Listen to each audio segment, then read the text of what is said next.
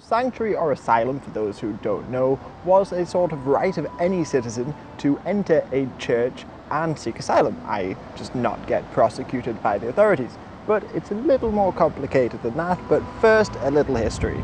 The origins of sanctuary are somewhat dubious, but early forms of it can be found in ancient Greece because secular powers had no authority in the temple, so often people would flee to the temple. But in ancient Greece, people could just also flee to outside the city limits where the authorities had no jurisdiction. And in England, it particularly flourished in the 13th century, but during the Tudor dynasty and the Reformation, it died out. So let's say you committed a crime here in Newcastle. Now you could try and seek sanctuary in smaller churches, but there are two guarantees. Well, get churches that had extended sanctuary zones, Hexham and Durham. So your best bet is to flee to them. Sanctuary wasn't given straight away. In Durham you had to knock on the sanctuary knocker, and in Hexham you had to sit on the frith stool, and then you had to confess your crimes. And most crimes were given sanctuary. However, if you committed a crime in a church or something sacrilegious, you were cast out and you weren't given sanctuary. You only had 40 days in sanctuary, and then you were given two options: either go to trial or surrender all your possessions, be escorted to the nearest port, and live penniless in, let's say, Netherlands.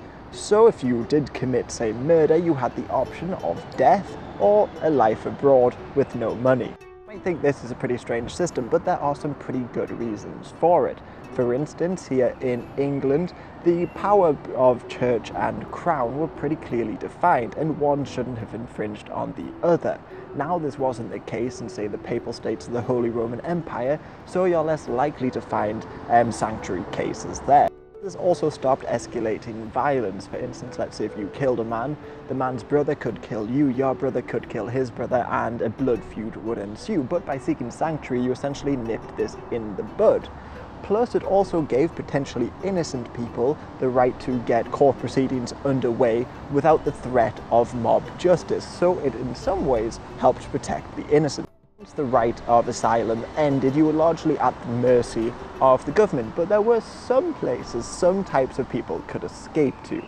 Now, we talked about the liberties of London in my video of Bishop Pimps, but they were essentially small sections of London that weren't under the jurisdiction of the Crown, but rather a mayor or a bishop. And these became semi-lawless areas that many people who were in debt, say, could escape to without fear of being hunted down by the police. But once in there, they could very rarely leave without the authorities catching them.